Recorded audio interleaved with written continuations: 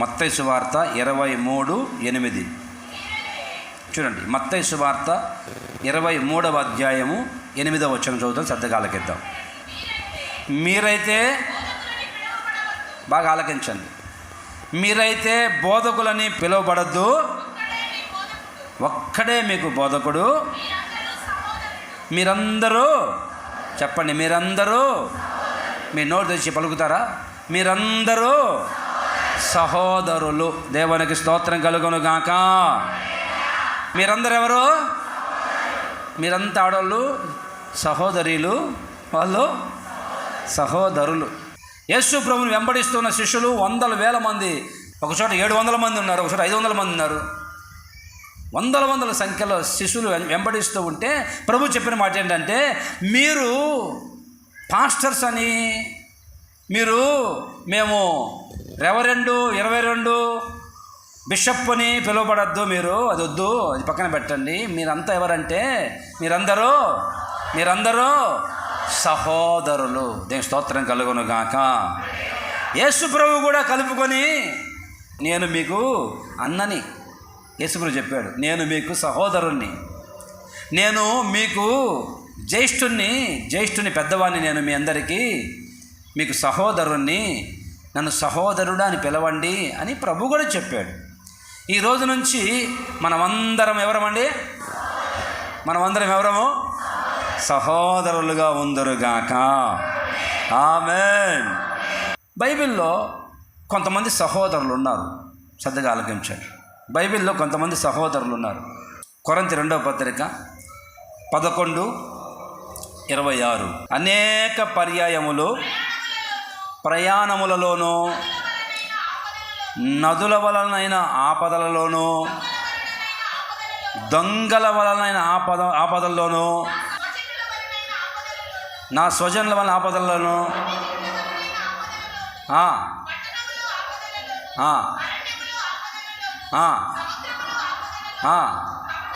అది ఆ మాట.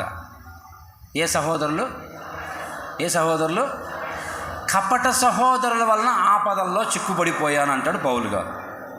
కపట సహోదరుల వలన ఆపద వచ్చింది నాకు. ఎవరి వల్ల వచ్చింది పౌలు గారు నీకు ఆపద? సహోదరులే, నా తోటి వాళ్ళే సహోదరు. ఎవరి వాళ్ళు? కపట సహోదరుల వాళ్ళు. ప్రభు స్పష్టంగా చెప్తున్నాడు, మీరందరూ సహోదరులాగా ఉండండి, సహోదర భావం కలిగి ఉండండి, నేను కూడా మీ సహోదరుణ్ణే. మత్తయి సువార్త 12వ అధ్యాయం 49 చదవండి. తన శిష్యుల వైపు చేయి చాపి, ఇదిగో నా తల్లియు నా సహోదరులను, పరలోకమందున్న నా తండ్రి చిత్తము చొప్పున చేయవాడే నా సహోదరుడును నా సహోదరియు. దేవునికి స్తోత్రం కలుగును గాక. నా తండ్రి చిత్తము చొప్పున చేసేవాడే, నా తండ్రి చిత్త ప్రకారం చేసేవాడు నా సహోదరుడు. అందరూ కాదు బ్రదర్స్. ఇక్కడ కులం గురించి వద్దు. ఇక్కడికి వచ్చామంటే మనం అందరం సహోదరులు అంతే. ఆ సంఘంలో అడుగు పెట్టాము, మనకు పెద్దన్న సహోదరుడు యేసయ్య, మనం అందరం సహోదరులము, సహోదరులు. నీ చుట్టూ ఉన్న వాళ్ళంతా నీ అక్క చెల్లెళ్ళు, నీ అన్నదమ్ములు అంతే. వేరే బంధాలు ఇక పెట్టుకోకూడదు. ఎంతసేపు సహోదరులము. ఇంకా మామయ్య, మా బామర్దే, ఈ పనికిమాల బంధాలు ఇక్కడికి పనికిరావు, ఇంటి దగ్గరే. ఇక్కడికి వచ్చిన తర్వాత దేవుని మందిరంలోకి వస్తే మీరందరూ సహోదర భావం కలిగి ప్రవర్తించాలి. ఇక్కడ నా అన్న, నా తమ్ముడు, నా అక్క, నా చెల్లి, ఇంతే. ఇంక వేరే బంధాలు వద్దు, వేరే బాంధవ్యాలు వద్దు. ఇక్కడ వచ్చిన తర్వాత సంఘంలోకి వచ్చిన మనందరం సహోదరులము. ఈ సహోదరులు ఎలా ప్రవర్తించాలి, ఏం చేయాలో కొన్ని విషయాలు చెప్తాను. చదవండి. హెబ్రీ పత్రిక 13వ అధ్యాయం 1వ వచనం చదవండి. హెబ్రీ పత్రిక 13వ అధ్యాయం 1వ వచనంలో సహోదర ప్రేమ నిలవరముగా ఉండనీయండి. చాలు, అంతే. ఇక సహోదర ప్రేమ నిలవరముగా అంటే నిలకడగా, సహోదరుల మీద ప్రేమని నిలకడగా ఉండనీయండి. అప్పుడప్పుడు ప్రేమ పడుతుంది కొంతమందికి, అప్పుడప్పుడే ప్రేమ పడుతుంది, అప్పుడప్పుడు కోపం వస్తుంది, అప్పుడప్పుడు ప్రేమ ఉప్పొంగుతుంది. అబ్బా ప్రేమ ఏమండి పొంగి పొర్లుతుంది, మళ్ళీ ప్రేమ తగ్గిపోతుంది. అట్లా ఉండకూడదు. సహోదరుల మీద ప్రేమ నిలకడగా ఎప్పటికీ ఒకే రీతిగా ఉండాలా. నీ సహోదరుని మీద ప్రేమ, నీ సహోదరి మీద ప్రేమ నిలకడగా నిలవరముగా ఉండనియండి. అంతే, ఇంకేమీ సింపుల్ అండి. నీ తోటి సహోదరు మీద, తోటి విశ్వాసం మీద ఏముండాలంటే ప్రేమ ఉండాలా. యేసుప్రభువు చెప్పాడే, మీరందరూ సహోదరులు, మనమందరూ సహోదరం అన్నాడే. ఈ ఒక్క మాటను పట్టుకొని, ఈ ఒక్క వాక్యాన్ని పట్టుకొని ఈరోజు ప్రపంచమంతా బ్రదరన్ ఫెలోషిప్ నడుస్తూ ఉంది. బ్రదరన్ ఫెలోషిప్, దానికి మూల వాక్యం, దానికి ఆ సంఘం, ఆ మినిస్ట్రీ, ఆ సంస్థ స్థాపించబడడానికి, బ్రదరన్ ఫెలోషిప్ స్థాపించబడడానికి కారణం ఇది. ఈ ఒక్క వాక్యం ఆధారం. మనమందరం సహోదరులం, అంతే. దాన్ని పట్టుకొని బ్రదరన్ ఫెలోషిప్ స్థాపించబడింది. సహోదర ప్రేమ నిలవరంగా ఉండండి. మనం సహోదరులు. కాసేపు అబ్బా ఎంత ప్రేమో, వలకపోయడమో, అమ్మో కింద పోతుందేమో, ప్రేమ కారిపోతుందేమో అన్నంతగా ప్రేమ చూపిస్తారు. మళ్ళీ కాసేపటికి ముఖం మూతి ఇట్లా పెట్టుకుని తిరుగుతూ ఉంటారు. సంఘంలో మన సహోదరులం అయితే ఎలా ఉండాలమ్మా అంటే వాక్యం కలవిస్తుంది. సహోదర ప్రేమ ఎప్పటికీ నిలకడగా ఉండని అండి. దేవుని స్తోత్రం కలుగును గాక. Praise the Lord. ప్రేమలో కపటం ఉండకూడదు. పైకి ప్రేమించినట్టుగా అక్కో ఎదుటి వాళ్ళు చూసి నమ్మి అమ్మో నిజంగా ప్రేమిస్తుందేమో అన్నట్టుగా యాక్షన్ చేసి లోపల దురుద్దేశం పెట్టుకొని ఉండకూడదు. నిష్కపటమైన ప్రేమ, సహోదర ప్రేమ కలిగి ఉండండి. కపటం లేకుండా ప్రేమించండి. లోపల ఒక రకం, బయట ఒక రకం వద్దు. నిష్కపటమైన ప్రేమ అది ఎలా వస్తుందంటే, పేతురు రాసిన మొదటి పత్రిక 1వ అధ్యాయము 22వ వచనం చదవండి. మూలముగా పుట్టింపబడిన వారు కనుక నిష్కపటమైన సహోదర ప్రేమ కలుగునట్లు మీరు సత్యమునకు విధేయులు అవుట చేత మీ మనసులను పవిత్రపరుచుకునే వారై ఉండి ఒకరినొకడు హృదయపూర్వకముగాను మిక్కుటముగాను ప్రేమించండి. ఎవరి హృదయంలో ఈ నిష్కపటమైన సహోదర ప్రేమ ఉంటుందంటే, మనసు పవిత్రంగా ఉన్న వాళ్ళకి, ఎవరి మనసు పవిత్రంగా ఉంటుందో, ఏ మనసు అయితే ఏ అపవిత్రతకు చోటు లేకుండా పవిత్రంగా ఉంటుందో వాళ్ళ హృదయంలో ఇదిగో నిష్కపటమైన ప్రేమ సహోదరుల మీద పుడుతుంది.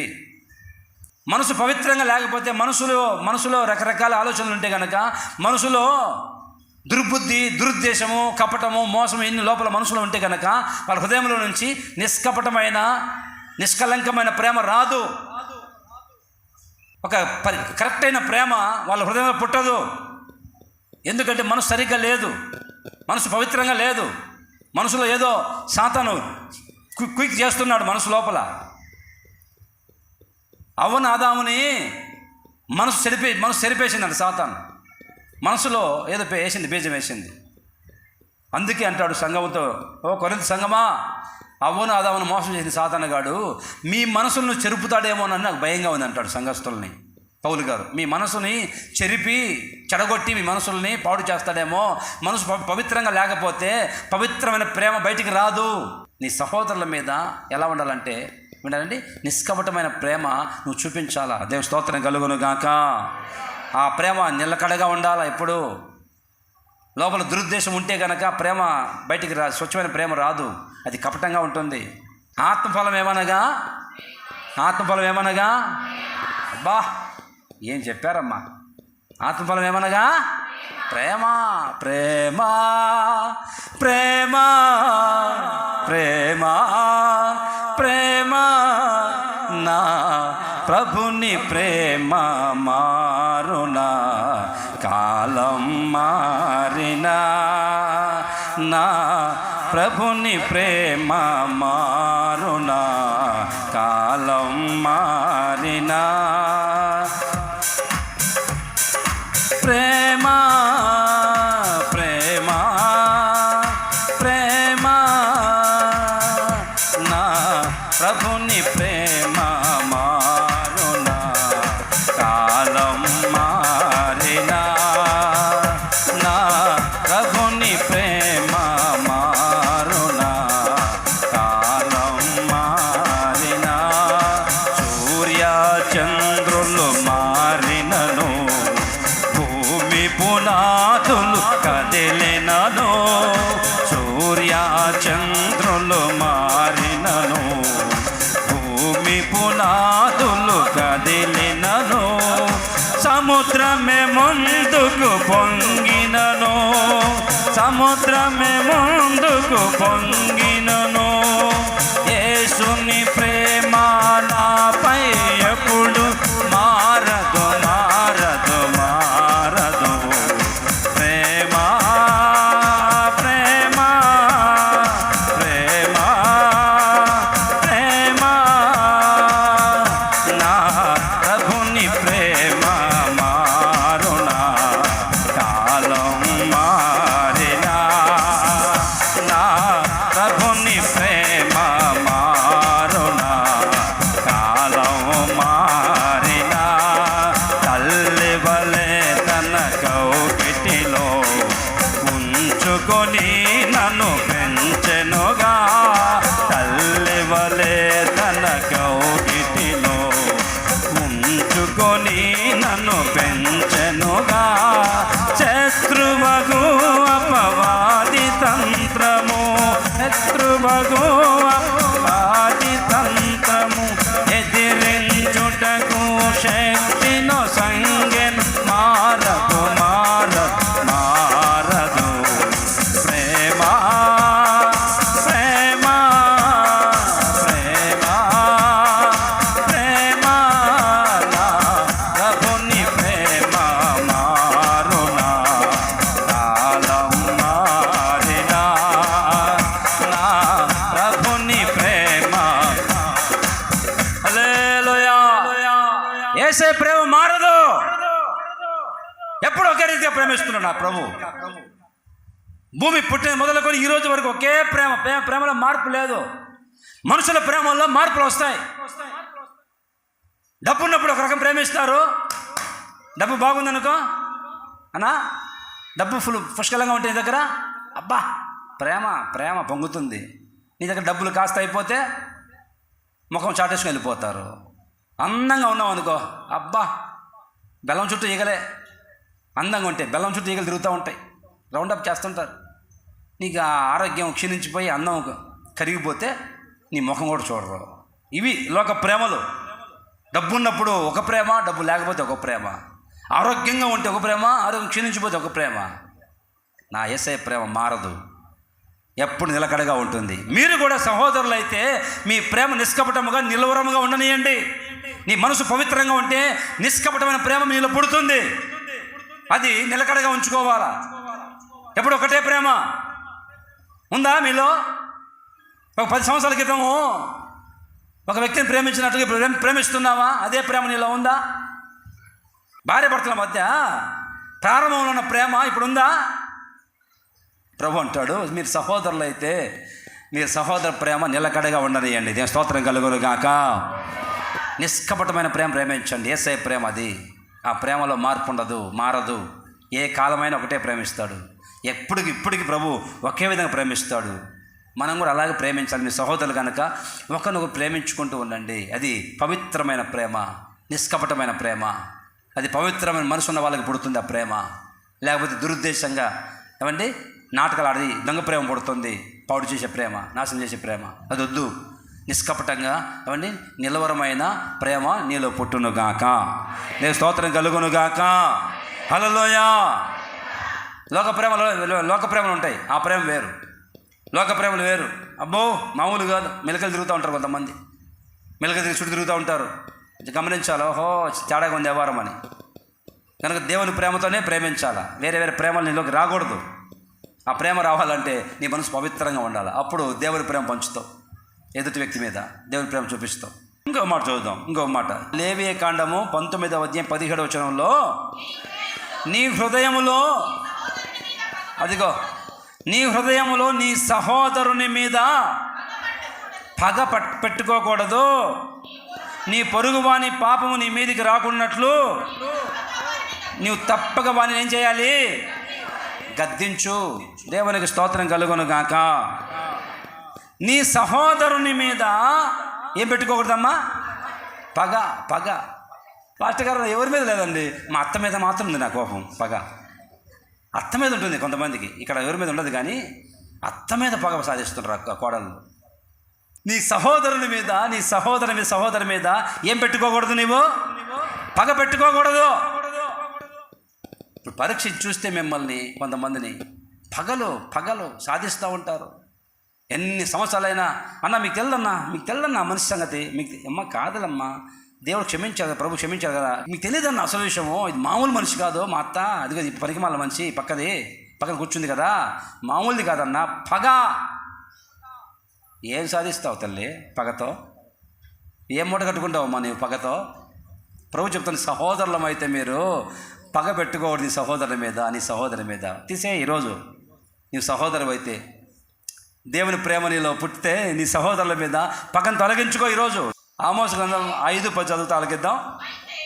అయితే గుమ్మములో నిలిచి బుద్ధి చెప్పు వారి మీద జనులు ఏం పెడతారమ్మా? పగ పెట్టుకుంటారు. యథార్థముగా మాట్లాడు వారిని చూడండి, గుమ్మంలో నిలబడి బుద్ధి చెప్పే వారి మీద జనులు ఏమవుతారమ్మా? జనులు ఏం చేస్తారు? పగ పెట్టుకుంటారు. బుద్ధి చెబితే ఒక మాట, అరే బాబు అమ్మా కొంచెం క్రమంగా నడుచుకోండి అమ్మా అని పాస్టర్ గారు బోధిస్తే పాస్టర్ మీద పగ. అర్థమవుతుందాక? పాస్టర్ గారి మీద పగ. ఇప్పుడు ఉన్నారు కొంతమంది, ఇక్కడ ఉన్నారు. నేను ఎందుకు ప్రభు ఈ వాక్యం చూపిస్తావు నేను అడుగుతున్నా. నువ్వు చెప్పురా బాబు, నీకెందుకు చెప్పు అంటున్నాడు దేవుడు. బుద్ధి చెప్పేవారి మీద గుమ్మంలో నిలబడి, బలిపీఠ మీద నిలబడి బుద్ధి చెబుతూ ఉంటే వారి మీద పగ. మాకు బుద్ధి చెప్తున్నాడే ఈ మనిషి ఈయన అని ఆయన మీద పగ. నేను బుద్ధి చెప్పి సరి చేసుకోనరా బాబు, గతంలో ఏదో చేశారు, మీ ఇష్టం వచ్చిన భక్తి చేశారు, ఇప్పుడు కొంచెం పర్ఫెక్ట్గా చేద్దామంటే పాస్టర్ గారు మాకు తిడుతున్నాడు. అరే మీరు చేసే క్రియలు సరిగా లేవు, ఈ విధంగా నడుచుకోండి, బైబిల్లో ఏ విధంగా ఉంది అని బుద్ధి చెబితే తిడుతున్నాడు. అంటే ఇంక వాక్యమే తెలియదు అని. వాక్యంలో జీరో అండి. చిన్నప్పుడు స్కూల్లో ఏమని ప్రతిజ్ఞ చేశారు? జనగణమన పడిన తర్వాత ప్రతిజ్ఞ ఏం చేస్తారు? భారతదేశము ఎవరెవరు? భారతీయులందరూ. అబ్బా, చిన్నప్పుడు చెప్పింది భలే గుర్తుంది మీకు. భారతీయులందరూ సహోదరులు అంట. మరి సంఘంలో సహోదర భావం ఏది నీకు? భారతీయులందరూ సహోదరులు అన్నావే చిన్నప్పుడు స్కూల్లో ప్రతిజ్ఞ అని చెప్పి చేయి చాపి. మరి సంఘంలో సహోదరులు పగ, ద్వేషం రగిలిపోయి పగలు పెట్టుకోకూడదు. బుద్ధి చెబితే పగపడతావా? సరిగ్గా నడుచుకోమ్మా, ఇది మంచిది కాదు. ఈరోజు ఈ పగ ప్రతీకారంతోనే ప్రపంచంలో తీవ్రవాదం, నక్సలిజం, టెర్రరిజం సమస్తానికి మూలం పగ. ఎదుటి వ్యక్తి మీద పగ పెరిగిపోయి ఇక్కడ ఏమైనా చేయాలని చెప్పేసి వాళ్ళు కలిసిపోతున్నారు, హత్యలు చేసుకుంటారు, చంపుకోవడము, నరుక్కోవడము. ఈ నక్సల్స్ తయారు కావడానికి, టెర్రరిస్టులు తయారు కావడానికి పగ హృదయంలో పగ. అంతే, ఎదుటివారి మీద పగ, ఆ కులం వాళ్ళ మీద పగ, వాళ్ళు నాశనం చేద్దామని చెప్పి పగతోనే ఇంత దారుణానికి ఒడిగడుతున్నారు. ఇదిగో ఈ రోజు నుంచి నీ హృదయంలో చెప్తున్నా, నా హృదయంలో పగంతా నా ప్రభు తీసివేయును గాక, పగ తొలగిపోవును గాక. బుద్ధి చెప్తే నా బ్రదర్ సరిగ్గా నడుచుకోనంటే నువ్వు పగపడతావా? నేను అంత తెలుసాలా, సమయం దొరకాలా, సమయం దొరికినప్పుడు చూస్తా అని లోపల పగ రగిలిపోతుంది. బైబిల్లో జరిగింది అట్లాగే. బైబిల్లో అట్లాగే జరిగింది. మార్కు సువార్త 6వ అధ్యాయం 19-20 చదవండి. చూడండి, మీ బైబిల్ తెరిచి చూడండి. మార్కు సువార్త 6:19-20. హేరోదియా ఎవరి మీద? హేరోదియా అతని మీద పగబట్టి, ఓరే నాయనో, హేరోదియా అతని మీద పగబట్టి అది చంపాలని ప్లాన్ చేసుకుంది. ఎవరిని? పాస్టర్ గారిని. హలో అక్కో, పాస్టర్ గారిని చంపాలని. ఏం చేశాడమ్మా పాస్టర్ గారు? నీకు బావతో వెళ్ళిపోయింది, పనికిమాలింది, దుర్మార్గురాలు. భర్తను వదిలేసింది, భర్తను చంపించి వాళ్ళ బావతో పోయి పెళ్లి చేసుకుంది బావని. అది పాస్టర్ గారు వచ్చాడు, యోహాన్ పాస్టర్ గారు. హేరోదు, మీ తమ్ముని చంపి మీ తమ్ముడు పేరు తెచ్చుకుంటావా నువ్వు?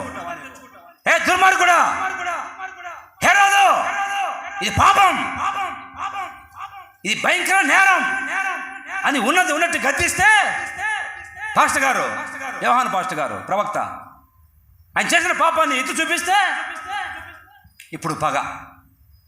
ఆ మనిషి హేరోదియా పగబట్టింది. హేరోదు కూడా చంపాలని ఇద్దరు ప్లాన్ చేసుకుంటాం. ఎలా చంపేది పాస్టర్ గారు, ఎక్కడ చిక్కించుకుందాం, చేసిన పనికిమాల పని చెప్పి సరి చేసుకోమని చెప్తే పగబడతావా?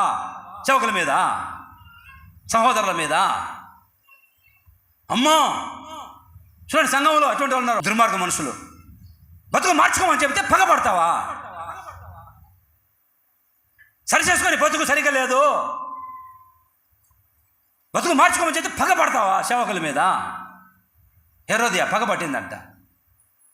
సమయం చూస్తూ ఉంది, అదును చూస్తూ ఉంది, ఎప్పుడు దొరుకుతాడా.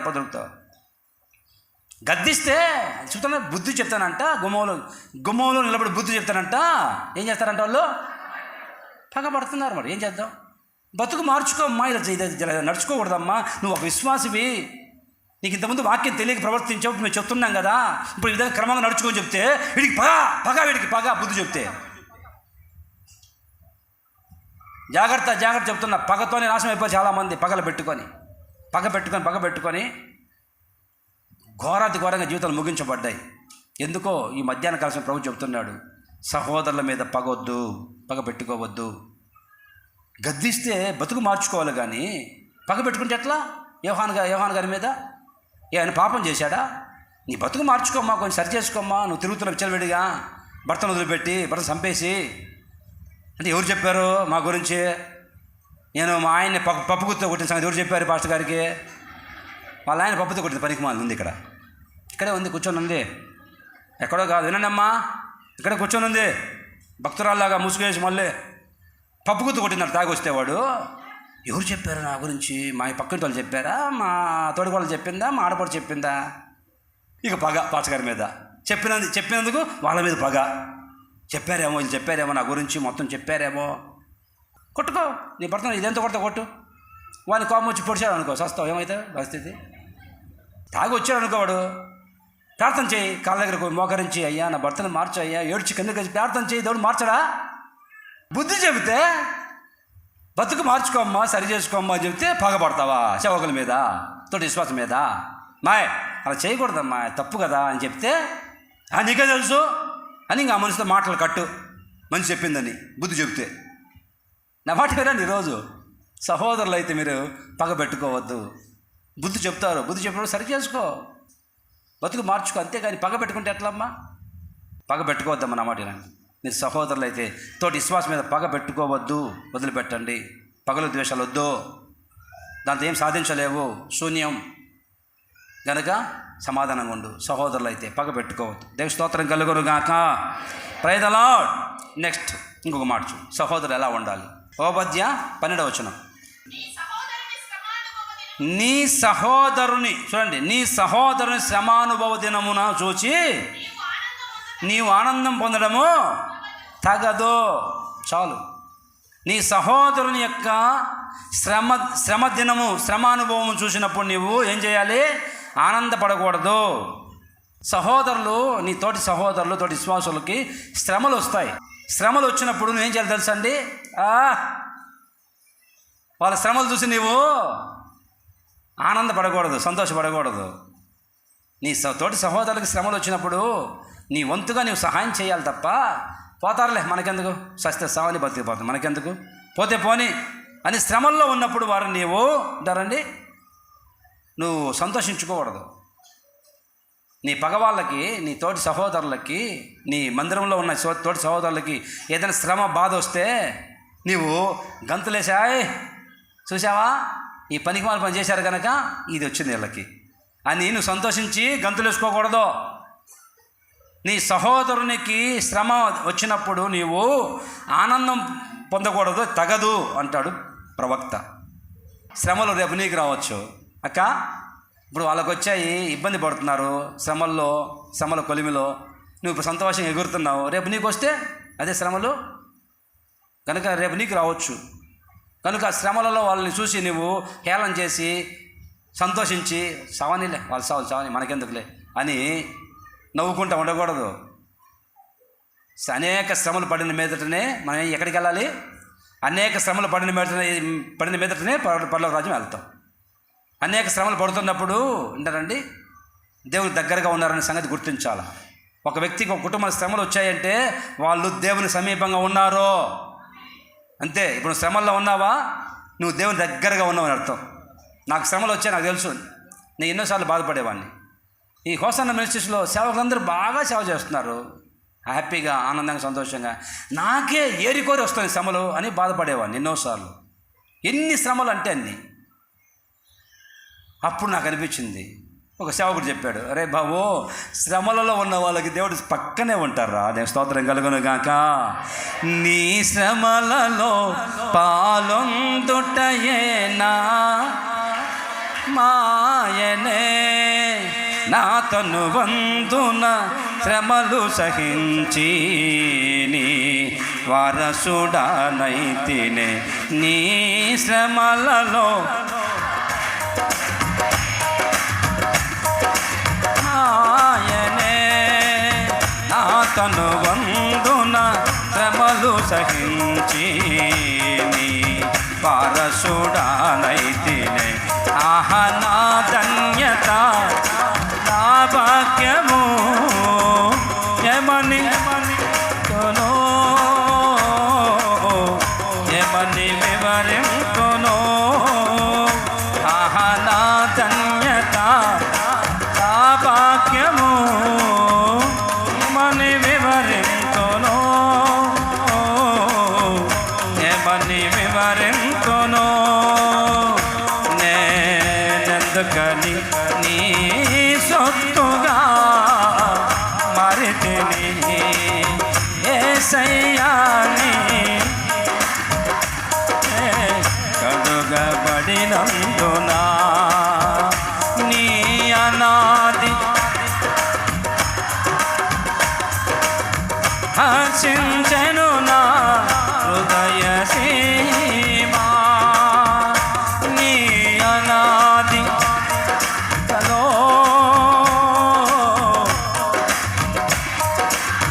హృదయ సీమా. ఆమేన్, హల్లెలూయా. నీ సహోదరునికి శ్రమలు వచ్చినప్పుడు, ఆ శ్రమలో బాధపడి కుమిలిపోతుంటే నీవు సంతోషించొద్దు, అది మంచిది కాదు. నీ సహోదరులకి సహాయం చేయి. యోబు అదే, యోబు శ్రమలు వచ్చి పిల్లలు చనిపోయి ఇల్లు కులిపి వస్తుంటే, రే ఏ పాపం చేశాడో, భయభక్తులు కలిగినవాడు యోబు నన్ను అన్నాడు. మరి ఏ పాపం చేశాడో, ఏ అక్రమం చేశాడో, అందుకే ఇంత ఆపద వచ్చింది, ఇంత శ్రమలు వచ్చాయి, ఇంత నిందలు వచ్చాయి అని ఊరంతా మాట్లాడుకుంటున్నారు. చివరికి ప్రాణ స్నేహితులు కూడా, అరే ఏదో తప్పు చేసావా, ఏ పాపం చేసావా దేవునికి విరోధంగా?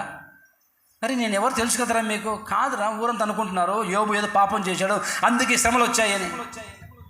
నన్ను అలాగే అన్నారండి కొంతమంది సేవకులు. నేను నిరూపించుకుంటాను, ఎట్లా నిరూపించుకోవాలి? సరే అన్నీలే అంటే అన్నీలే, వాళ్ళు అన్నంత మాత్రం నాకేం జరగదులే అని వదిలేసా. సిగ్గు ఎగ్గని వదిలేసి ఇక దేవుని బాధలు పట్టుకున్నా.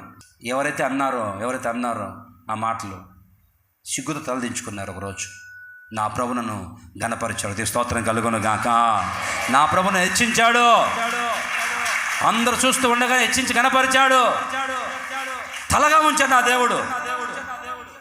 శ్రమల్లో ఉన్నప్పుడు హేళన చేశారు, ఎగతాళి చేశారు. తోటి సహోదరులు ఇబ్బందులు పడుతుంటే ఆదుకోవద్దు, ధైర్యపరచొద్దు, ధైర్యం చెప్పి నీ సహోదరుడు శ్రమల్లో ఉంటే నీవు ఆనందిస్తావా? ఏం చేశారో, కుటుంబం సర్వనాశనం అయిపోయింది, ఏం చేశారో పనికిమాలోళ్ళు, అందుకే గతి పట్టింది అని నువ్వు అన్నావంటే రేపు నీకు వస్తే అదే శ్రమ. కనుక నీ సహోదరు శ్రమల్లో ఉన్నప్పుడు దేవుడు అంటాడు నీవు ఆనందించకూడదు. వాళ్ళ సమస్యల్లో ఉంటే, బాధల్లో, కన్యల మధ్యలో ఉంటే నువ్వు హేళన చేయొద్దు. పాత నిబంధన పరిశుద్ధులు చూడండి, పాత నిబంధనల పరిశుద్ధులు. అబ్రహాం ఉన్నాడు, తమ్ముని కొడుకు లోతు ఒక ప్రాంతంలో ఉంటే అందరూ వచ్చి ఆ ఊరి మీద పడేసి ఆ ఊరు నాశనం చేసి లోతు కుటుంబాన్ని తీసుకెళ్ళిపోతుంటే ఎవరో చెప్పారు సమాచారం అబ్రహాంకి, అయ్యా అబ్రహాం, నీ తమ్ముడు లోతు చెరపట్టబడ్డాడు, తీసుకెళ్ళిపోతున్నారు ఏరే రాజులు, కుటుంబాన్ని పిల్లల్ని ఈడ్చుకెళ్ళిపోతున్నారు అయ్యా అన్న వెంటనే అబ్రహాం పైకి లేచారు. నా తమ్ముడు చెరపట్టి శ్రమల్లో ఉంటే నేను ఊరుకుంటానా? మధ్యరాత్రి వచ్చింది వార్త, సమాచారం అబ్రహాంకి. ఆ మధ్యరాత్రి పైకి లేచి, రెడీ కండ్రా. నేను ఒక 318 మంది తీసుకొని అబ్రహాము ఎంతమంది ఆ పక్క లక్షల మంది సైన్యము రాజులుంటే తన తమ్ముడిని తీసుకెళ్ళిపోతానని తెలిసి మరుక్షణ శ్రమల్లో ఉన్నాడు, బాధల్లో ఉన్నాడు తన తమ్ముడు అని చెప్పి తెలిసిన మరుక్షణమే అబ్రహాము పైకి లేచి తన పని వాళ్ళని తీసుకొని కేవలం 318 మంది తీసుకొని బయలుదేరి వెళ్ళి ఎదురు నిలబడ్డాడు. వాడికి ఎదురు నిలబడ్డాడు. లక్షల మంది రాజులు సైన్యం వాళ్ళు ఎదురు నిలబడ్డా, నా తమ్ముడిని చెరబట్టబడతారా, ఎవరికో నా తమ్ముడు వాడని చెప్పేసి యుద్ధం చేసి అబ్రహాము గెలిచి వాళ్ళని సంహరించి తన తమ్ముడిని క్షేమంగా తీసుకొచ్చాడు. దేవుని స్తోత్రం కలుగును గాక. Praise the Lord. నాశనం అయిపోతుంటే చూస్తూ ఊరుకుంటావా? పోతే పోయిలే నాకెందుకులే అని విన్నారండి. ఇది కదా మన విశ్వాసులు ఎంతోమంది కష్టాల్లో ఉంటే, సమస్యల్లో ఉంటే నాకు ఫోన్ చేస్తే మరుక్షణమే ఒకవేళ మర్చిపోతారేమో తర్వాత అని చెప్పి అప్పుడే ప్రార్థన చేస్తాను. అప్పుడే, అది ఏ టైమే సరే, కారు వెళ్తున్నానా అప్పుడే ప్రభువా కాపాడు నాయన. ఎందుకంటే మరి సమయం దాటిపోతే వాళ్ళకి శ్రమ ఎక్కువ అవుతుందేమో, ఆ సమయంలో ప్రార్థన చేద్దామని ఫోన్ చేసిన మరుక్షణం ప్రార్థన చేద్దాం. ఆ మధ్యరాత్రి కావచ్చు, వాళ్ళు ఫోన్ చేశారంటే ఏ శ్రమలో ఉన్నారు, ఏ బాధలో ఉన్నారు, అప్పుడే ప్రార్థన చేస్తాం. విడిపించు నాయన, కాపాడు ప్రభు. మా చేత ఎంత మట్టుకు మాకు తెలిసినంత వరకు శ్రమల్లో ఉన్నాను తెలిస్తే ఫోన్ వస్తే వెంటనే మాట్లాడకుండా మరుక్షణమే వారి కోసం ప్రార్థన చేసి ప్రభు చేతికి అప్పగించి కాపాడమని వేడుకొని ప్రార్థన చేస్తాం. ఎట్లా సావనిలే మనకెందుకు అనుకోవాలా. ఇది దేవుడికి అప్పగించిన నాకు సంఘం, ఇది దేవుడు నాకు అప్పగించిన విశ్వాసులు, వాళ్ళ మీద ఒక బాధ్యతగా ఉండాలి. ఏది కష్టం, అందుకని రోజు ప్రార్థన చేస్తాను. ప్రతిరోజు ఉదయం లేచి ప్రభువా వాళ్ళు వెళ్తున్న మార్గంలో అపాయాలు జరగకూడదు, కాపాడు ప్రభువా, ఏ ఆపద రాకూడదు అయ్యా, నాకు అప్పగించావు సంఘాన్ని, వాళ్ళకి ఏ నష్టం జరిగినా నాది బాధ్యత, నేను కేర్ తీసుకోవాలి అని విశ్వాసులకు ఏ నష్టం కలగకుండా ఉండాలని ప్రతిరోజు తెల్లవారుజామున లేచి అందరి కోసం మోకాళ్ళ మీద ప్రార్థన చేస్తుంది. ఈ సంఘంలో అడుగుపెట్టి ఏ కుటుంబానికి నష్టం రాకూడదు, ఆపద రాకూడదు, శ్రమలు రాకూడదు, మీరు కాపాడండి ప్రభు అని ఒక బాధ్యత కలిగిన ఒక సేవకుడిగా. పోతే నాకెందుకులే అని అనుకోవాలి, ఎప్పుడు అనుకోవాలా. ఈ రోజు వరకు దేవుడు చూస్తున్నాడు, దేవుడు సాక్షి, దేవుడే సాక్షి. స్తోత్రం కలుగును గాక. అలా కనుక నేను పోతే సస్తే సార్ బతికి నాకెందుకు అది అనుకునేది కనుక దేవుడు చూస్తాడు, లెక్క అడుగుతున్నాను. ఇంత నేను ఈ మాట అంటున్నానంటే దేవుడి సాక్షి అని, దేవుని సాక్షి పెట్టానంటే ఆ మంచి మనసాక్షి ఎలా ఉంటుంది మీరు అర్థం చేసుకో. హల్లెలూయా. కొన్నిసార్లు గద్దిస్తాను, కోపంతో ఏమంటే గద్దిస్తారు, బతుకు మార్చుకోవాలని, సరి చేసుకుంటారని, అంతే తప్ప నాశనం కావాలి ఎప్పుడు కోరుకోవాలా. అది మనసులో కూడా రాదు. శ్రమల్లో ఉన్నప్పుడంట దేవుడు అంటాడు, నువ్వు సంతోషించొద్దు, వాళ్ళని ఆదరించు. నీ సహోదరి బాధల్లో ఉంటే చూస్తూ మౌనంగా ఉండి వెళ్ళిపోవద్దు. సావనిలే మనకెందుకు లెటర్ సావనిలే అనుకోవద్దు, పరామర్శించు, విమర్శించొద్దు. యోనాకు దేవుడు చెప్పాడు, యోనా ఆ నినివే పట్టణానికి వెళ్ళరా, నినివే పట్టణం నాశనం అయిపోతుంది, ప్రజలు చిల్లలు తిరుగుతున్నారు, పోయి వాక్యం చెప్పురా బాబు అని యోనా ప్రవక్తకి దేవుడు చెప్తే నినివేకి వెళ్ళకుండా ఎక్కడికి వెళ్ళాడు? చివరికి ఏమైంది? చేప మింగి, మనకంతా తెలుసు, చేప మింగింది, వచ్చి మళ్ళీ నినివేలో కక్కేసింది. అప్పుడు వెళ్ళాడు, ప్రజలారా నినివే పట్టణస్తున్నారా, దేవుని ఉగ్రత మీ మీదకి వస్తుంది, జాగ్రత్త, బతుకు మార్చుకోండి, సరి చేసుకోండి అనేసరికి ఒక్కరోజు అలా వెళ్ళాడు, ఊరంతా తిరిగాడు, కొన్ని వీధులు తిరిగాడు. ఈ మాట చెప్పేసరికి ఈ మాట దేశం అంతా వ్యాపించిపోయి, అమ్మో దేవుని ఉగ్రత వస్తున్నారు మన దేశం మీదకి, వెంటనే అందరూ అలర్ట్ అయిపోయి బతుకులు మార్చుకున్నారు, గోనెపట్ట ధరించుకున్నారు. రాజు దిగి వచ్చాడు, అందరూ ఏడ్చారు, అయ్యా కాపాడు, మా దేశాన్ని కాపాడయ్యా అని కేకలేసి ఏడ్చేసరికి దేవుడు చూశాడు, మనసు మార్చుకున్నాడు. నాశనం చేద్దాం అనుకున్నాడు వాళ్ళ ప్రవర్తన చూసి, ప్రభు మళ్ళీ మనసు మార్చుకున్నాడు. ఇప్పుడు సేవకుడు యోనా వాక్యం చెప్పాడు, బతుకు మార్చుకోండిరా అన్నాడు అని వెళ్ళి ఒక చెట్టు కింద కూర్చున్నాడు. చూస్తూ ఉన్నాడు, ఎప్పుడు నాశనం అయిపోతారా, ఎప్పుడు కాలుస్తారు దేవుడు వీళ్ళని, ఎప్పుడు ఆకాశం అగ్ని కురిచి బూడిదైపోతారా చూస్తూ ఉన్నాడు. ఇంకా టైం అయిపోతుంది, ఇంకా రాలేదు అగ్ని, ఇంకా అగ్ని రాలేదే, 12 అయిపోయిందే, ఇంకా రాలేదు అగ్ని, ఈ పాటికి వచ్చి దేశం అంతా బూడిదైపోవాలి కదా. చూస్తుంటే సాయంత్రం అయింది, అగ్ని రాలా, ఆ దేశం అట్లా క్షేమంగా ఉంది. ఈ లోపల నేను కూర్చున్న చెట్టు ఎండిపోయింది, సొర చెట్టు ఎండిపోయి ఎండ తేసరికి విసుగు పుట్టింది. ఏంటయ్యా నువ్వు? అరే నీకు కొంచెం ఎండ తగిలితే నువ్వు నాటుకోలే చెట్టు, ఎవరో చెట్టు కిందకి వెళ్ళి కూర్చుంటే నీడొచ్చింది, కాసేపు నీడొచ్చింది, అది ఎండిపోయి ఎండ తగిలితే అంత బాధపడుతున్నావంటరా. వాళ్ళు నా ప్రజలు, నా రక్తం చేత కడగబడిన వాళ్ళు పశ్చాత్తాపడుతుంటే చంపమంటావా? వాళ్ళ నాశనం కావాలని కోరుకుంటున్నాడు యోనా. వాళ్ళు సస్తే చూద్దామని, బూడిదైపోతే చూద్దామని కూర్చొని చూస్తూ ఉన్నాడు. ప్రభు అంటాడు, నీ సహోదరుడు శ్రమలో ఉన్నప్పుడు నువ్వు ఆనందించుకోకూడదురా, ఆనందంతో గంతులేస్తావా వాళ్ళు చచ్చిపోతుంటే? బాధ్యత ఏది నీకు? భారం ఏది నీకు? నేను నా కుటుంబం బాగుంటే చాలే అనుకుంటే ఎట్లా అమ్మా? నా మాట వినండి. నీ తోటి సహోదరులకు ఏదైనా శ్రమ వస్తే, బాధ వస్తే వెంటనే ప్రార్థన చేయండి. నీ దగ్గర ఏమి లేకపోతే ఉంటే సహాయం చేయి. అంతేగాని పోతే పోయారులే నన్ను అంత మాట అంటావా? ఇప్పుడు ఇది జరిగి చూడు ఏమైంది బతుకు అని అనకూడదు.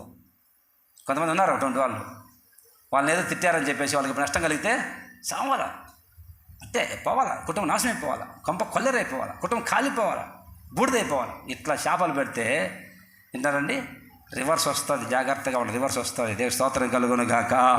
నీ సహోదరుల మీద నువ్వు ఎలా ఉండాలి? మనం అందరూ సహోదరులము. చెప్పండి, ఒకటి సహోదరులను ఎలా ఉండాలి? మనం సహోదరులు ఎలా ఉండాలి? ఒకటి ప్రేమ కలిగి, నిష్కపటమైన ప్రేమ కలిగి ఉండాలి. సహోదర ప్రేమ నిలకడగా ఉండాలి. 2, నీ హృదయంలో నీ సహోదరుని మీద ఏం పెట్టుకోకూడదు?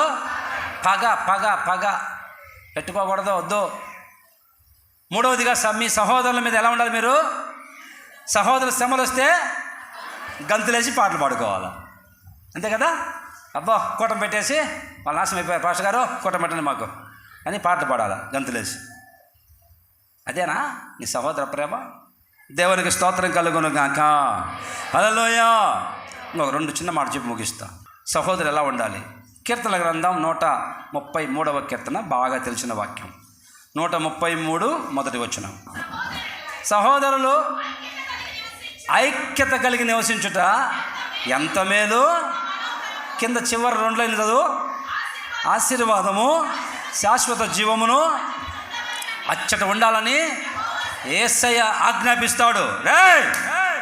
ఏ సంఘములో అయితే, ఏ కుటుంబంలో అయితే సహోదరులు ఐక్యత కలిగి నివసిస్తారో అక్కడ ఆశీర్వాదము శాశ్వత జీవం ఉండాలని యేసయ్య ఆజ్ఞాపిస్తారంట. అందుకు మొత్తుకొని చెప్పేది మీకు, సంఘం అంతా ఐక్యంగా ఉండండి అయ్యా. నా మాట వినండి.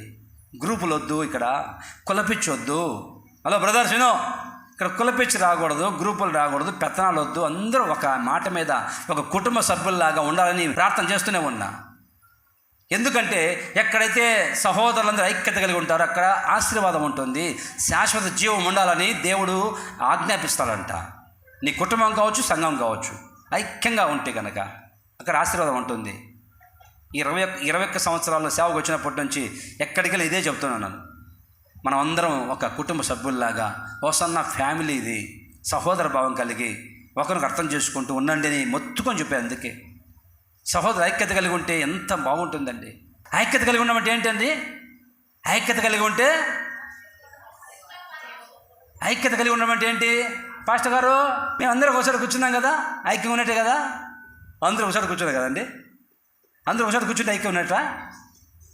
ఐక్యత అనేది పై రూపానికి సంబంధించింది కాదు, ఆత్మ కలిగించే ఐక్యత, మనసుకు సంబంధించింది.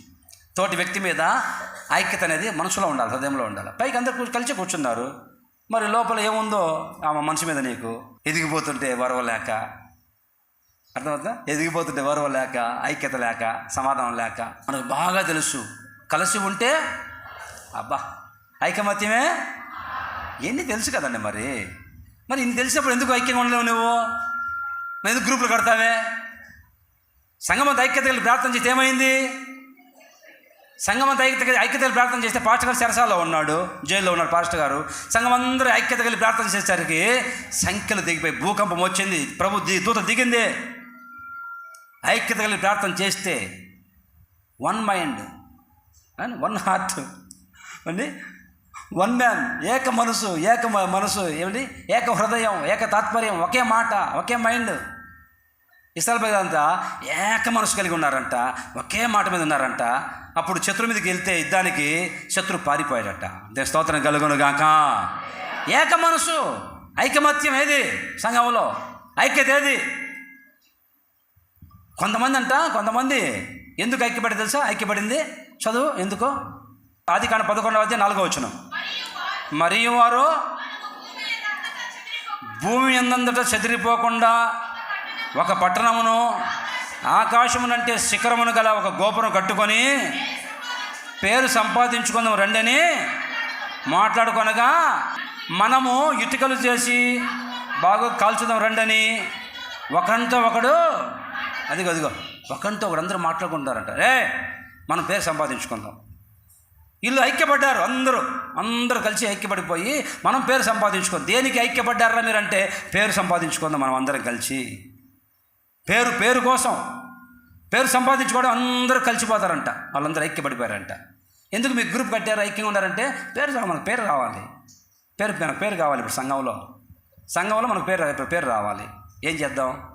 సంఘంలో పేరు రావాలంటే వినమ్మా, సంఘంలో మనకు పేరు రావాలి. ఏం చేద్దాం?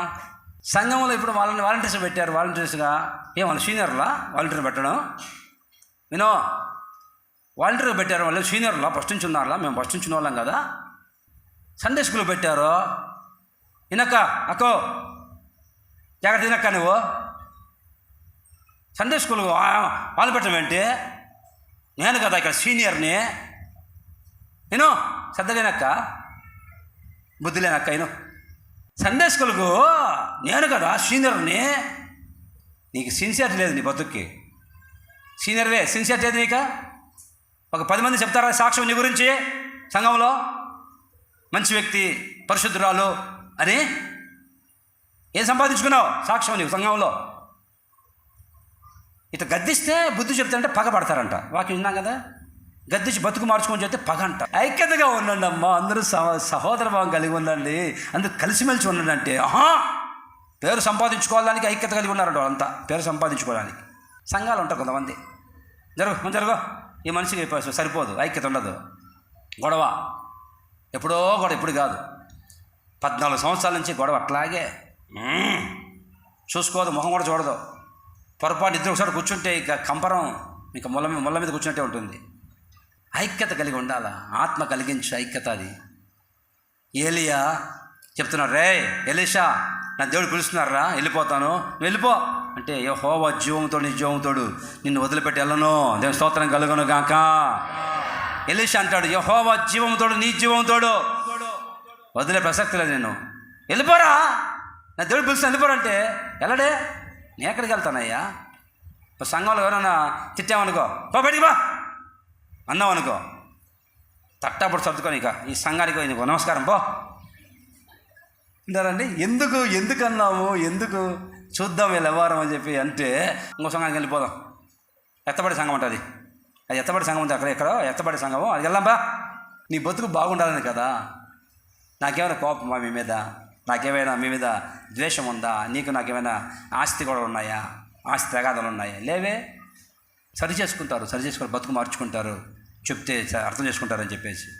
అవగాహన లేకుండా ప్రవర్తిస్తున్నారు ఇంతవరకు మీరు అని అంటే ఐక్యతగా ఉండాలని చెప్పి ఎన్నెన్నో రకరకాలుగా దేవుని దగ్గర పోరాడి ప్రార్థన చేసుకొని వాక్యం చెప్పడం, ప్రభువా ఎలా చెప్పాలి ప్రభువా అని చెప్పి దేవుని దగ్గర అడిగి పొందుకొని మీకు చెప్తే ఎందుకు ఇంత ఈ ప్రయాసం ఎందుకంటే, ఈ ప్రాసెస్ ఎందుకంటే మీరు క్షేమంగా ఉండాలి, ఐక్యంగా ఉండాలని. ఇంతే ఐక్యత కలిగి ఉండాలి సహోదరులు.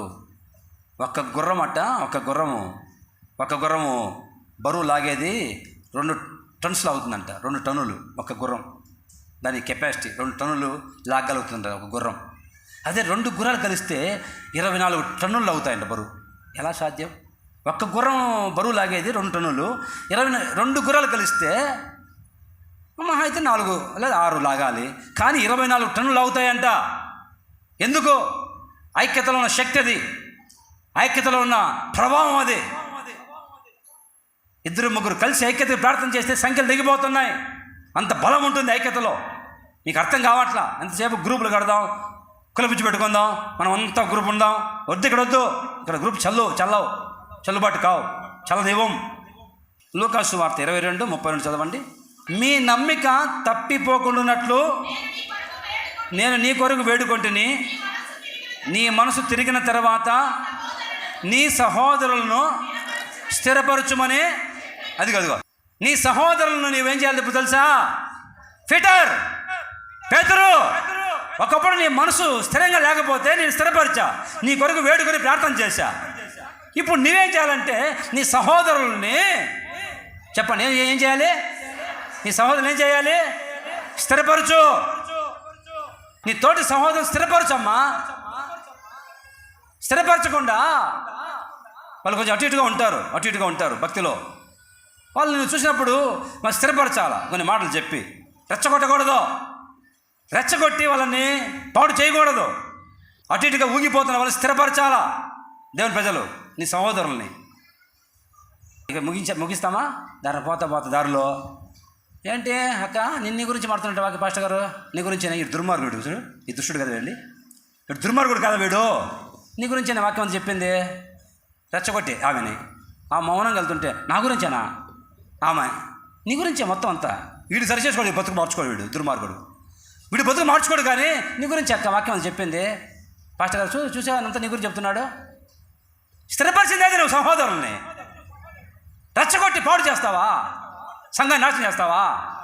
సంఘంలో చుచ్చుపెట్టి చేస్తావా? దేవుడు ఊరుకుంటాడా అది చేస్తే? ఒక సంఘాన్ని, ఒక కుటుంబాన్ని నీవు చేతనంత మటుకు స్థిరపరచాలా. ఒకని మాటలు చెప్పి వాళ్ళు రెచ్చగొట్టి పాడు చేసి వాళ్ళ హృదయాలు పాడు చేసి కలవరం పుట్టించకూడదు. అబ్షాలోము ఉన్నాడు. అబ్షాలోము వాళ్ళ నాన్న కొంచెం వయసు అయిపోయింది, ముసలోడు అయిపోయాడు దావీదు. జనం వస్తున్నారు, అందరూ ఎక్కడికి వెళ్తున్నారా? మీ నాన్న దగ్గరికి వెళ్తున్నామయ్యా, మీ నాన్న రాజు కదా, మాకు కొంచెం గొడవ వచ్చింది, ఆస్తి విషయంలో గొడవ వచ్చింది, న్యాయం కోసం వెళ్తున్నామంటే ఆగో ఎందుకు అక్కడికైనా వెళ్ళడం అనవసరం, ఆడెవరు లేరు న్యాయం చెప్పేవాళ్ళు, నేను తెలుస్తారా అని చెప్పి వచ్చిన అందరిని ఆకట్టుకుని అబ్షాలోము వాళ్ళ నాన్న దగ్గర పంపకుండా నేను చెప్తారా న్యాయమో ఎందుకో అనవసరం ఆడికి వెళ్ళడము. దేశాన్ని భ్రష్టు పట్టించి సింహాసనం లాక్కున్నాడు వాళ్ళ నాన్న సింహాసనం. అబ్షాలోము అందరిని వేసుకుంటున్నాడు తన వైపు, స్థిరపరచకుండా వాళ్ళని స్థిరపరిచే హృదయాలు మార్చుకోకుండా అందరి తన వైపు తిప్పుకొని ఎవరండి నేను న్యాయం తెలుస్తారు కదా నీకెందుకు బాధ. గ్రూప్ కట్టేశాడు. సంఘంలో గ్రూప్ కట్టేవాళ్ళు, కొంతమంది ఉన్నారు. మనందరం ఒకటే, మనరా వెళ్ళవరా, వాళ్ళు స్థిరపరచొద్దు, నీ మాటల చేత బలపరచొద్దు.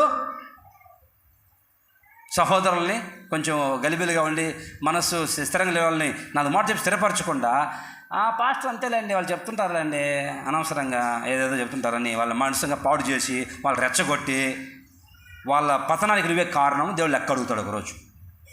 దేవుడు లెక్క అడుగుతాడు. నీ సహోదరులను నువ్వు స్థిరపరచాలి. సంఘంలో స్థిరపరిచే వాళ్ళు లేరు. వచ్చిన వాళ్ళు స్థిరపరచకుండా వాళ్ళని నాలుగు మాటలు చెప్పి, లేనిపోయిన మాటలు చెప్పి, కల్పించి చెప్పి వాళ్ళ మీద వీళ్ళ మీద ఒకరి చెప్పుకొని సంఘాన్ని పాడు చేసే గుంటనక్కలు ఉంటాయి సంఘంలో. సంఘాన్ని ద్రాక్ష తోటను చెరిపే గుంటనక్కలు ఉంటాయి సంఘంలో. జాగ్రత్తగా ఉండాలి. అందుకే సహోదరులు ఎలా ఉండాలంటే ఒకరినొకరు ఏం చేసి లేదండి స్థిరపరచుకోండి. మీరు కొందరు కదిలిపోతుంటారు చిన్న వాటికే, నిలకడ ఉండదు, స్థిరత్వం ఉండదు. కనుక నాలుగు మాట చెప్పి వాళ్ళు స్థిరపరచని హృదయాల్ని అని ప్రభు చెప్తూ వస్తున్నాడు. మీరు సహోదరులు అయితే వాళ్ళకి కొంచెం అటు ఇటుగా ఉంటారు కొంతమంది, స్థిరపరచాలి. అంతేగాని వాళ్ళు రెచ్చగొట్టి నాలుగు మాటలు చెప్పేసి వాళ్ళు పాడు చేస్తే అట్లా ఒక ఆత్మని పాడు చేసి బయట పంపించేసావనుకో దేవుడు లెక్క అడుగుతాడు, జీతం ఇస్తాడు, తగిన జీతం రాసి పెట్టుకుంటాడు ప్రభు. కనుక జాగ్రత్తగా ఉండాలి. నీవు సంఘంలో సహోదరులైన మీరు ఏమండి ఒకరిని స్థిరపరుచుకోవాలా. చదవండి, ఒక మాట ముగిస్తున్నా. ఆదికాండం 37:27 చదవండి. ఈ 37:27లో ఈ ఇష్మాయేలీయులకు వానిని అమ్మివేదము రండని. వాడు ఎవరండి? వాడు మన సహోదరుడు, మన రక్త సంబంధి కదా, వానికి హాని ఏమీ చేయరాదని తన సహోదరులతో. ఈ యోసేపు ఉండేవాడు ఉన్నాడు. యోసేపు డాడీ నానో అన్నయ్య ఈ పనికి మాల పనిచేస్తున్నాను, అన్నయ్య పనికి మాల పనిచేస్తున్నాను నాన్న అని వాళ్ళ అన్నోళ్ళు చేసే తప్పులన్నీ తెచ్చి వాళ్ళ నాన్న చెప్తూ ఉంటే ఇప్పుడు అన్నోళ్ళందరూ కక్ష కట్టారు తమ్ముడి మీద, యోసేపు మీద కక్ష కట్టారు. మేము ఏం చేసినా పోయి చెప్తున్నాడు పాస్టర్ గారికి, ఇది వీడే ఇలా ఏమి చెప్పింటుంది, ఈ అమ్మాయి చెప్పింటుంది నాకు తెలుసు, లేదా వీడు చెప్పింటాడు అంతా. ఈ మన వ్యవహారం అంతా మొత్తం మన ఇంట్లో జరిగేదంతా పాస్టర్ గారికి పోయి చెప్తున్నాడు. ఈ దరిద్రుడు వీడే, ఈ యోసేపు గాడే. మేము ఏం చేసినా పాస్టర్ గారికి తెలిసిపోతుంది. మా ఇంట్లో గుట్టు చూపుడు కాకుండా చేస్తామా పాస్టర్ గారికి తెలిసిపోతుంది. ఎందుకు వీడే మనకు చెడ పురుగు. హలో వినక్క, నీ వ్యవహారం విను, నీ తేడా అంతా ఏం జరిగేది మా ఇంట్లో మా కొంపలో మొత్తం చెప్తున్నాడు పాస్టర్ గారికి, తండ్రికి చెప్తున్నాడు యోసేపు గాడు అని అంట.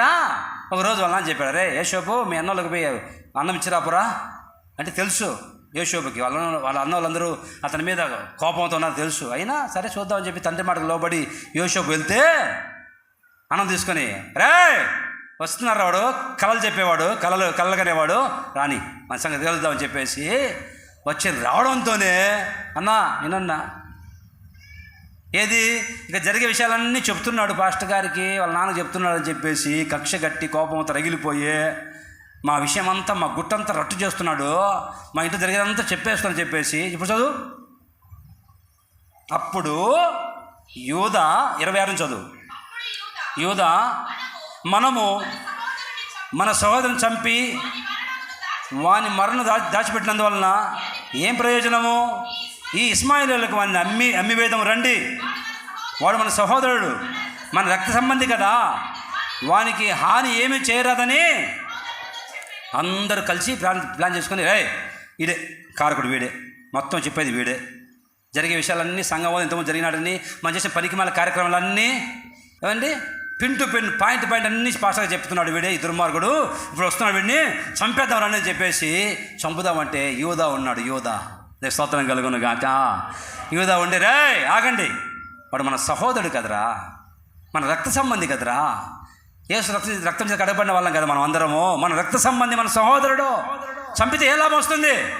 అదిగో ఇస్మాయిల్ వస్తున్నారు, ఇస్మాయిలు ఐగుప్తుకు వెళ్తున్నారు, వాళ్ళకి అమ్మేద్దాం ఎందుకు అని చెప్పేసి యూదా కాపాడి వాళ్ళకి చదువు కింద ఏమైంది, ఏం ప్రయోజనము? ఇస్మాయిల్కు వాడిని అమ్మి వేయదాం రండి, వాడు మన సహోదరుడును మన రక్త సంబంధి కదా, వానికి హాని ఏమీ చేయకూడదు. స్తోత్రం కలుగును గాక. మన సహోదరుడు వాడు, ఇప్పుడు వానికి హాని చేయకూడదు. ఉన్నారు ఇక్కడ కొంతమంది, మా వ్యవహారం అంతా పాస్టర్గా చెప్తున్నారు ఎవరో, మా ఇంట్లో జరిగేది, మేము గతంలో ఎట్లా గొడవలు పెట్టుకొని ఎట్లా తన్నుకున్నాము, ఎట్లా తిట్టుకున్నాము, మా బతుకు ఇంత నీచంగా ఉంది, ఈ వ్యవహారం అంతా పోయి పాస్టర్గా చెప్పేస్తున్నాడు. ఎవడో ఈడే కదా, ఈ యోసేపు గడే కదా అని చంపాలని ప్లాన్ చేసుకుంటే యూదా వచ్చి అడ్డం పడి, వద్దురా మన సహోదరుడు వాడు, మన సహోదరుడికి హాని చేయకూడదు, సహోదరులకి హాని చేసుకోకూడదు. హలో, గుంటలు పడేశారు, కొట్టారు, అన్నయ్య అంటుండే, మా గురించి మొత్తం చెప్తావరా నువ్వు పాస్టర్ గారికి? ఇంతకాలం గుట్టుగా పెద్ద మనుషులు మేము చలామయ్యామా ఇక్కడ సంఘంలో, పెద్దల్లాగా తిరిగాము, ఓవర్ యాక్షన్ చేసి మొత్తం మా గుట్టం తెలిసిపోయిందే, మా ఎవరం అంతా బయటపడిపోయింది. ఇప్పుడు ఏం చేయాలి? ఇక తలకాయ పెట్టుకోవాలి, తలకాయ ఒకటి రోజు బయటకు వస్తున్నాయే. ఇవి చేయమని ఒకటి చెప్పి పనికిమాల కార్యక్రమాలు ఇప్పుడు బయటకు వస్తుంటే మళ్ళీ తల తెచ్చుకోవాలి. నువ్వు గుట్టుగా ఉండొద్దు, నువ్వు భక్తి చేయొద్దు, నువ్వు ఇప్పుడు హాని చేస్తున్నాడు సహోదరులకు హాని, నీ సహోదరులకు హాని చేయకూడదు. నేను స్తోత్రం కలుగును గాక. ఈ ఎక్కకి నా గుట్టంతో చెప్పేశారు, ఎక్క నా కుటుంబంలో మొత్తం చెప్పేశారని ఆ ఎక్కకి మంట, ఎంత మంట ఎక్కకి, పాస్టర్ గారి మీద పగ, ద్వేషం, హాని చేయడానికి. నీకు అర్థం కావట్లా అక్కో, అన్నో, వినో, ఇక్కడ ఉండేది ఎవరో నీకు అర్థం కావట్లా. నీకు అర్థమైతే ఇప్పటికీ బతుకు మార్చుకుందాను. నువ్వు జాగ్రత్త పడే వ్యక్తివి. నువ్వు నాటకాలు, ఆటలు సంఘంలో వచ్చింది దేనికి? మనం సంఘానికి బతుకు మార్చుకుందాము, వాక్యాన్ని నడుచుకుందాం అనుకో, బుద్ధి లేదు కొంచెమన్నా. హాని చేస్తావా? చేసిన తప్పు బయటపడితే చెప్తే బతుకు మార్చుకోవద్దు. వచ్చి నేను ఇంత ప్రవర్తించానంటే ఇలా ఉన్నాను, నా బతుకేంది, నేను వచ్చింది భక్తి చేయకుండా నీటి నాటకాలు ఆడుతున్నా, నేను ఇది మంచిది కాదు కదా, వాక్యానుసారంగా సరి చేసుకోవద్దండి. చెప్పినందుకు హాని చేయడానికి తెగించారు అందరూ, సహోదరులు అందరూ కలిసి. అప్పుడు యూదా అడ్డం పడి, వద్దొద్దు సంపద, సహోదరుడు హాని చేయకూడదు, సహోదరికి హాని చేయకూడదు. ఇప్పుడు చెప్పండి వరుసగా, సహోదరులకు ఏం చేయకూడదు, ఏం చేయాలి? ప్రేమ నిలవరంగా ఉండాలి. 2, హృదయంలో పగ పెట్టుకోకూడదు. 3, శ్రమల్లో సహోదరులు ఉన్నప్పుడు సంతోషించకుండా పాలు పంచుకోవాలి. 4, సహోదరుల ఐక్యత కలిగి ఉండాలి. 5, సహోదరుల్ని స్థిరపరచాలి. చివరిగా 6లో సహోదరులకి హాని చేయకూడదు, కీడు తలపెట్టకూడదు. నీ గురించి చెప్పారని చెప్పేసి నువ్వు ఇప్పుడు కోపంతో రగిలిపోయి తెలుసుకుంటావా? దేవుడు తెలుసుకుంటాను నీ సంగతి.